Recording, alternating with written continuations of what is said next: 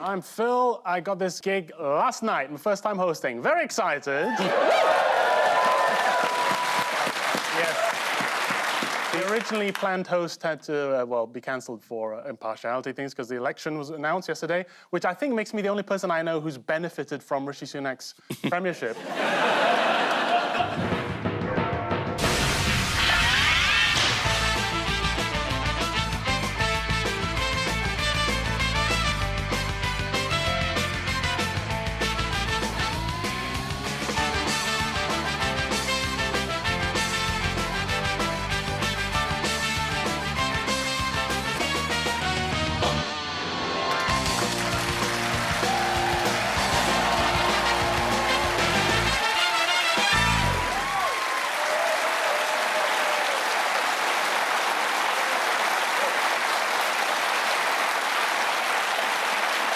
Good evening. Welcome to Have I Got News For You? I'm Phil Wang. In the news this week, old footage emerges of how Anton de Beck lost his job at the London Aquarium.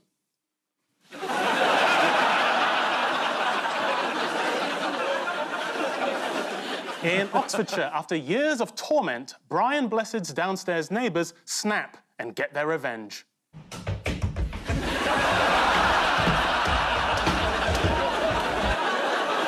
And in Downing Street, amid the media frenzy, one journalist tries to get a discreet word with the Prime Minister. Finally. Are you looking forward to the election? Can you win it? Can you win it? On Ian's team tonight is a member of the House of Lords who once wanted to become a war correspondent. In dangerous territory, surrounded by enemy forces and a hostile local population, she led the Scottish Conservative Party for 8 years. Please welcome Baroness Ruth Davidson.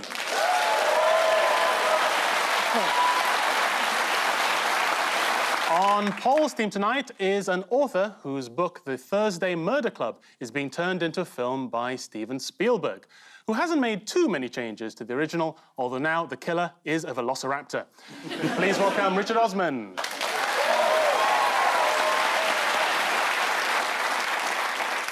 We begin with the bigger news stories of the week. Ian and Ruth, have a look at this. Oh, God, it's Drowning Street. Things can only get wetter. There he is, pretending it's fine. Oh, this is balance. We have the Lib Debs second. Third, Labour. I don't think so. So, apparently, there's going to be an election. Yes. Now, we do have to be very careful about balance. Why have we got a Tory baroness on, then?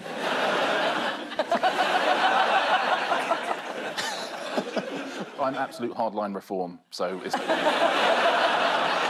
The one thing that a Prime Minister has in his locker is that they get to choose the exact timing and the manner in which you call for an election, so you really get to nail the announcement. You'd actually have a clip of this auspicious announcement. Shall I have a look? And with a clear plan and bold action, will deliver a secure future for you, your family, and our United Kingdom.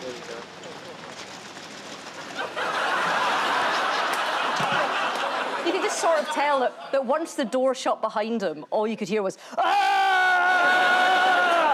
No, I bet he would have shook himself like a dog. His hair is standing up pretty good. Yeah. In that downpour. Wasn't it just? That's amazing. Yeah. Whoever does his hair should be in charge of stopping the boats. Yeah. Do that. Could this be interpreted as God being angry with the Tories? I think it could, and when you're delivering this... I was just saying that for balance. Yes. We have to maintain a balance, so every time we say something against somebody, we have to sort of balance it by saying something positive, as Ian has just demonstrated. Yeah. Absolutely. So you could say the launch of the election by Sunak was really pitiful, but the next day he was dreadful. Yeah. Yeah, exactly. I was thinking if Rishi Sunak had a suit that shrunk in the wet, it could look like he was growing. He's so desperate to lose. You can see it. He just. He wants to go on holiday in August, doesn't he? Do you know what? He wants to move to LA, doesn't he? And He does. the school year presumably starts in September. Yeah. So he's thinking, I'm not going to have an election in November. He is so desperate to lose. Yeah. He literally never wants to hear the word sewage again. He never wants to hear the word Rwanda again. He never wants to hear the word Grant Shapps again. Yeah. He's got to pretend that he's putting his all into it. He was behind that door going, the second it starts raining, tell me I'm going to head. Umbrella. Oh, no. Yeah. Oh, no, I don't think so. He doesn't want to do the job anymore. Well, I mean, it's the first time he's been in touch with the British public. Well, you might be right, because do you know how this has gone down with the British public? Shall we have a look? Yes. I'm not bothered. That's the big thing. People need to get to the voting stations. Super. They're all a load of prats.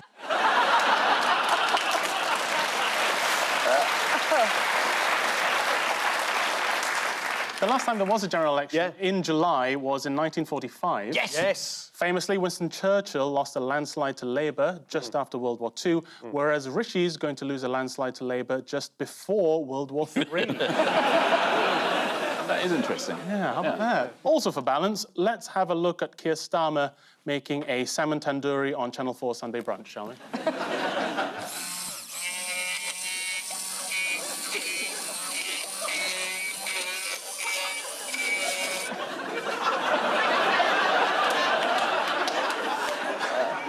Angela Rayner.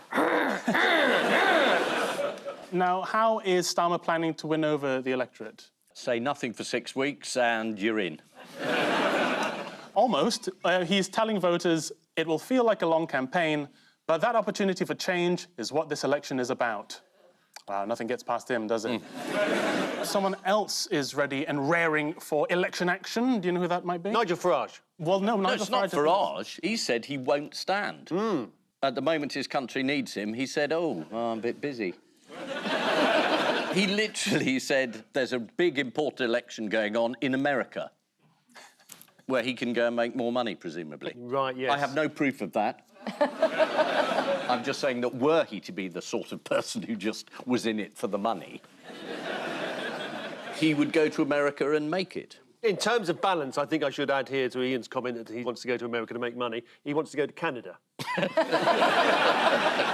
Now, the person who seems most excited for the election is, in fact, Anne Widdecombe from the Reform Party. There she is. Sorry, where is she?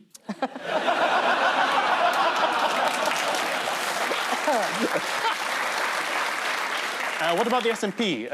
Ruth, say something about them, please. Around the time the new First Minister was standing up launching the SNP's campaign, the police in Scotland put out a notice saying that they just informed prosecutors and passed their report into the embezzlement of SNP party funds. So I was just thinking, you know, maybe Rishi didn't have the only terrible launch. Now, who might be particularly delighted with the timing of the election announcement? Paula Venables from the post office, because she was up in the inquiry and it blasted her off the front pages and she would have got an absolute shellacking. That's right, former post office head honcho and national sweetheart, Paula Venables. She cried 4 times for herself. It was a really disgraceful performance. And I think, yeah, it was appalling.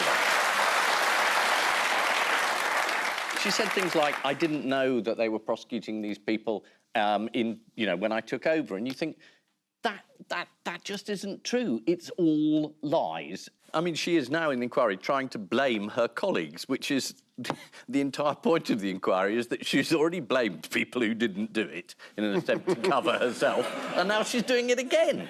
I also just don't understand how you can come and take over an organisation where suddenly, out of nowhere, after a new computer system comes in, 1 in 12 people that work from you has got their hands in the till and you never previously noticed, even though they worked for you for 30 years before that. And you work for the Tory party. I know!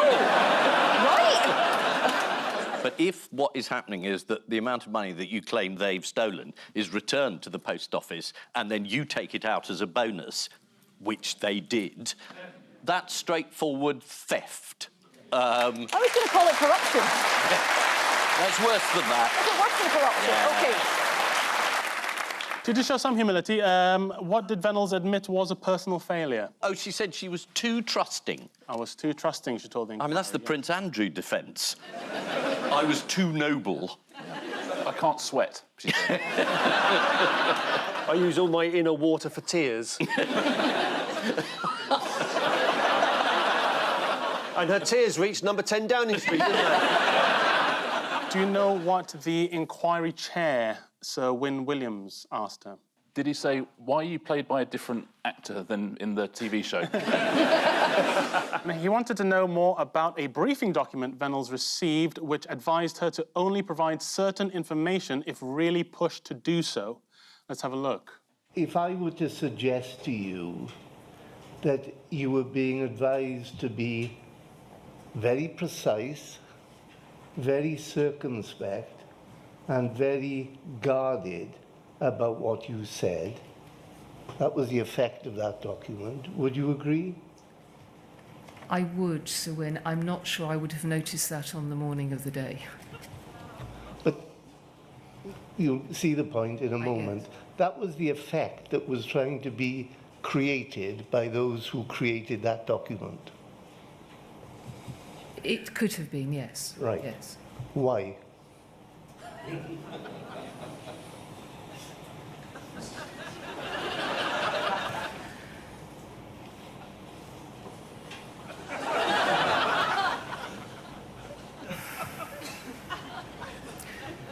With hindsight, because possibly...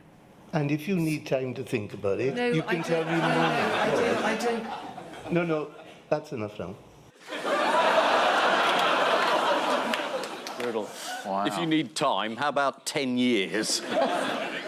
Is there any likelihood that you will end up in prison, do you think? I think as soon as the inquiry is over, the incoming government, be it Labour or Conservative...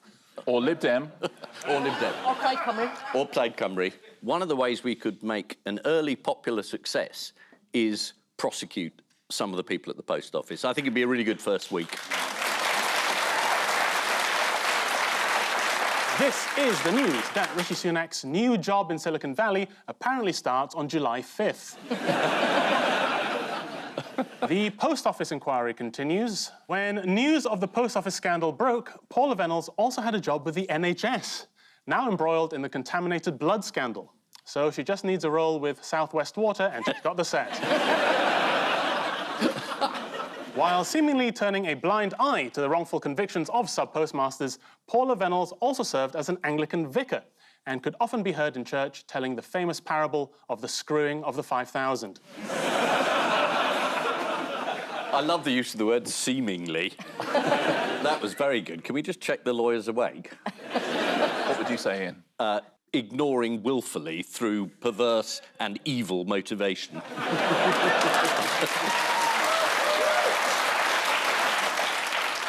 Paul and Richard, take a look at this.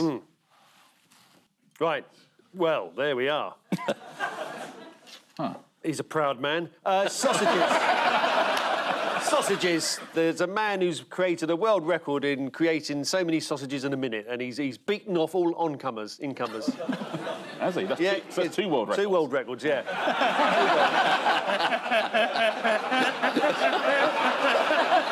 Cumberland, or is that just the way your trousers are?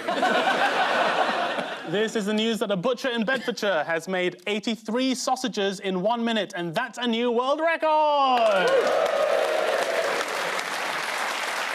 Sorry, you gave Ian the election. Yeah. And Paul Equally important news the story. world sausage record. Yeah. That was only the UK election, and that's a world record. Oh, excellent. Yeah, that's true enough, yeah. Yeah. Unlucky, Ian. Yeah. What else did Bedfordshire's Gavin Reynolds have to do with his 83 Lincolnshire sausages? Well, you've got to twist them and display them. Yeah. Have you got to sell them? What, in a minute? 83 sausages? It's not The Apprentice. You know your sausages? Yeah, you're right, he had to link them. Yeah. Look at him go. OK. Ruth, you've tried linking sausages. Oh, I went to the Queen's Butcher in Ballater next to Balmoral on a campaign visit and had to have a go with their sausage-making machine, and it turns out that inexplicably I'm shit at it. So, not a big fan of having sausages in my hands.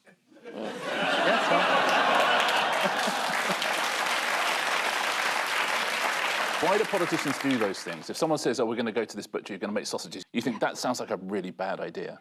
Yeah, but it's so much better than sitting in Parliament.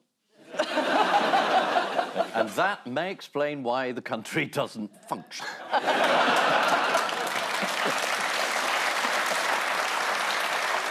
Meanwhile, what unusual product has Dutch farmer Eric Stegink created? Edible banister? Well, no, he's actually kicked up a bit of a Stegink by creating an ice cream made from pig's milk. Ooh. This follows the success of his other product, hand-milked pig cheese. Coincidentally, also a redacted phrase from Stormy Daniels' witness statement.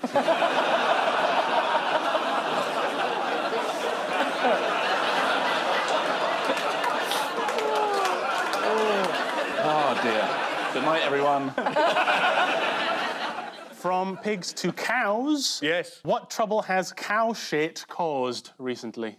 Oh, this is the water contamination, isn't it? The bug. That just made people Cryptosporidium. very ill. Yes, well done. Yeah. Yes. The drinking water of 16,000 customers in Devon has been contaminated by cow shit getting into the pipework. Yeah, this was a mistake, because it was meant to be human faeces. And for some reason, the water company made a terrible error. And they're going to have an inquiry in 2058. But it's good news for me, because I've invested in cryptosporidium. Through the roof.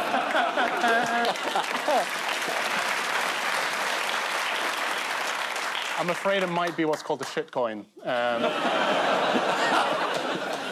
Water consumers in Devon have been told not to panic following an outbreak of cryptosporidiosis, even though the sound of it is something quite atrocious. And so, to round two. It's time for the one-armed bandit of news. Fingers on buzzers, teams.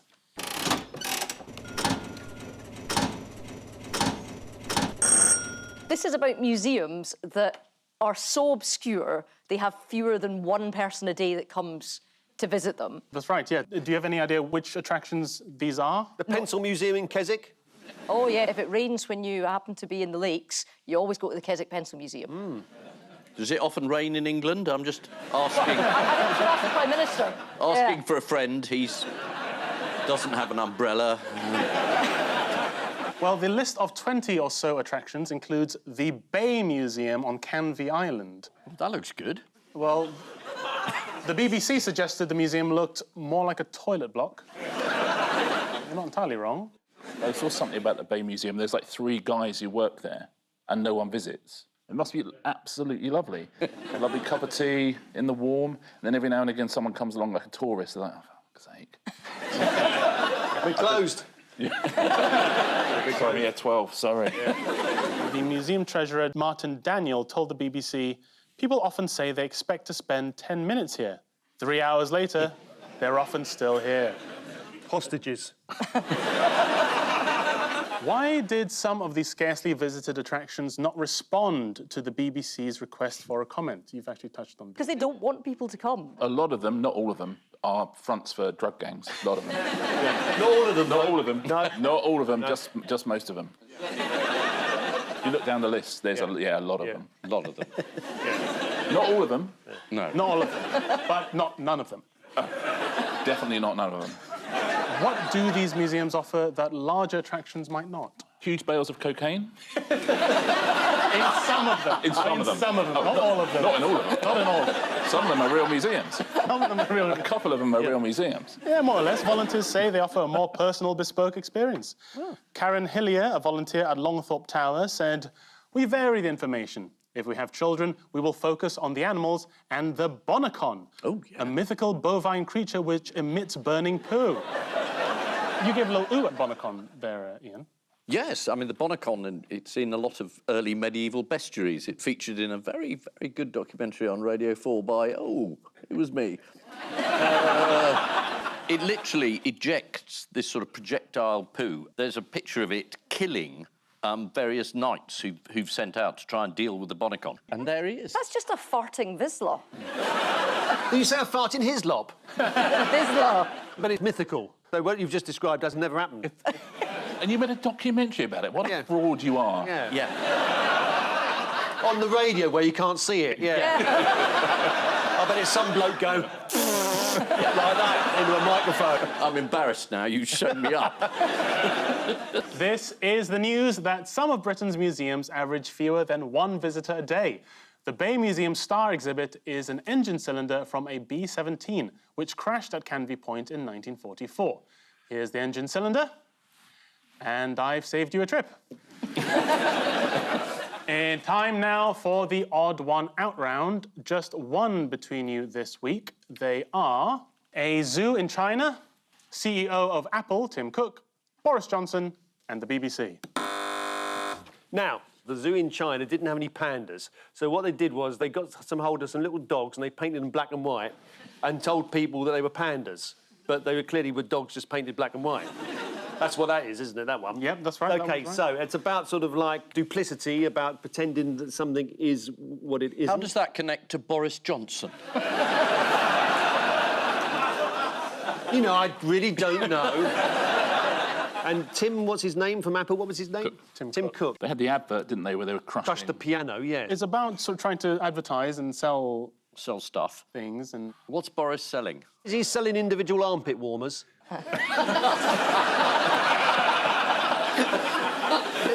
BBC are the odd one out. Let's choose them. Yeah. No. No, it's Boris Johnson. Imagine that.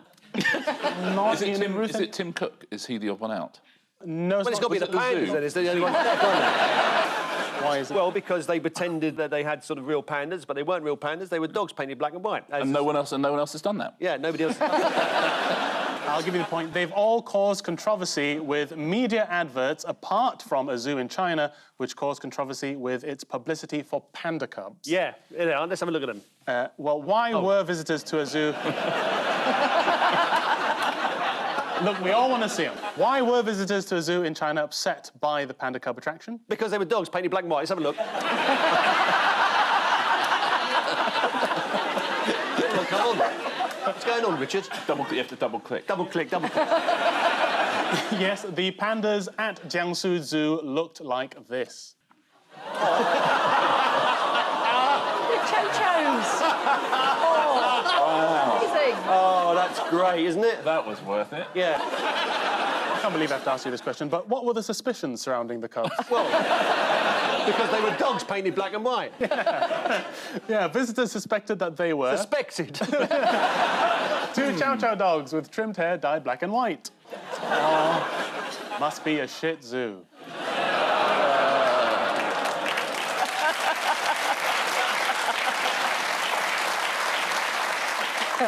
We did that joke in pantomime this year.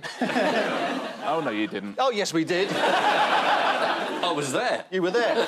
Your Widow Twanky was terrific. It's a pity we were doing Dick Whittington, but it was good. What advert is Boris Johnson reportedly involved with? Not armpit heaters? No. The Sun on Sunday reported that Johnson will make a cameo in an advert for Paddy Power during the Euros this summer. According to a source at Paddy Power, now Boris is out of politics, he's up for having a bit of fun again. Oh, that'll be nice. He was always so serious and statesmanlike. Apple came under fire this week for releasing an advert for their new iPad Pro. It was more than a week ago. OK, let's take that again. Recently. Apple... This is going to be hard to say now. Apple came under fire this week for... No, they didn't. No, they didn't. God, this is harder than it looks. Wait a minute, he's a dog painted as a host.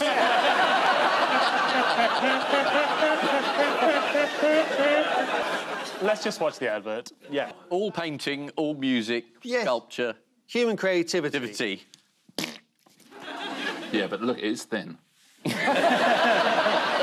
Art critic J.J. Charlesworth described the advert as, in the most degraded way, an expression of loathing for material culture, creativity, and tactile sensuality, adding, "Imagine a hell where the only culture that existed was trapped on a screen."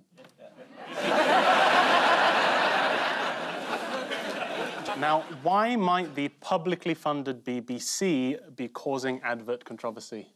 Oh, they're doing adverts on podcasts or something, aren't they? And then other people who do podcasts say, this isn't fair. Yes, the BBC announced that it could start selling advertising space on podcasts played on commercial sites such as Apple and Spotify. Now, here's a controversial question. Are there too many podcasts? That's what my guests will be discussing on this week's Phil Wang's Wangcast. Available to download now. Have you got one called Wangcast? I do now. Yeah. Time now for the Missing Words round, which this week features as its guest publication, The Clean Sheet, the magazine of the National Carpet Cleaners Association. It can get a bit raunchy, especially in the shag section. And we start with, if you plan on agitating your carpet with dual cylindrical brush equipment, make sure you what? Take it out for a steak dinner first. Use sufficient lubrication. Bottle of red wine? Sorry. Sorry. Why Baroness? The commercial cleaning of a carpet can be quite technical. Yeah. Mind you, it's a doddle compared to getting rainwater out of a suit. Next, plans to bring life to Bournemouth Town Centre include what and what? Oh, I saw this one. Plans to bring life to Bournemouth Town Centre include public hanging and miniature golf. Get a ball round a clown's mouth while hanging from a gibbet. Is it shake and vac? Plans to bring life to Bournemouth Town Centre include palm trees and a fudge bus. Of course, how did none of you get fudge bus? Fudge bus? Here is the council's design for the fudge bus. Oh, that's lovely. What's it say on the side? Oh, yes, the NHS will be much richer. And finally, what is wider than a Mini Cooper? Switzerland. 2 Mini Coopers. No, I'm afraid not. It's the world's biggest wig is wider than a Mini Cooper. The world's biggest wig. Okay. Yeah. Would anyone like to... Yeah, Yeah, it's going on the world's Yeah, biggest the head, world's biggest presumably. wig. No, but that's just stupid, isn't it? I mean, it's... It looks like it's made out of Highland cattle hair. Yeah, it actually looks like one of those sewage treatment plants, you know, where they have things that go around treating the water. So the final scores are Ian and Ruth have 6, but just ahead with 7 are Paul and Richard. Well done. Well done. But before we go, there's just time for the caption competition. Same time next week, love. On which note, we say thank you to our panellists, Ian Hislop and Ruth Davidson, Paul Merton and Richard Osman. And I leave you with news that after a shipment of bamboo is stolen from Shanghai International Airport, investigators say they won't rest until they find out which member of their ground team is responsible. What's that Labrador doing at the airport? A swingers party in Leeds is ruined after a guest with a magnetic pacemaker walks past the fruit bowl. And in Stockton, one man desperately tries to escape for his life as he feels himself slowly being bored to death.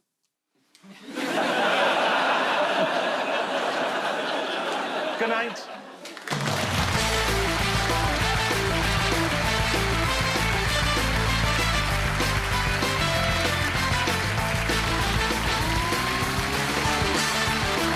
Northern crime busting is a funny old business. Well, it is in Murder Their Hope. With a red button ticket, you can watch on iPlayer. And if you fancy a spot of fishing this bank holiday weekend, we've got some riverside inspiration for you from the Young Offenders next.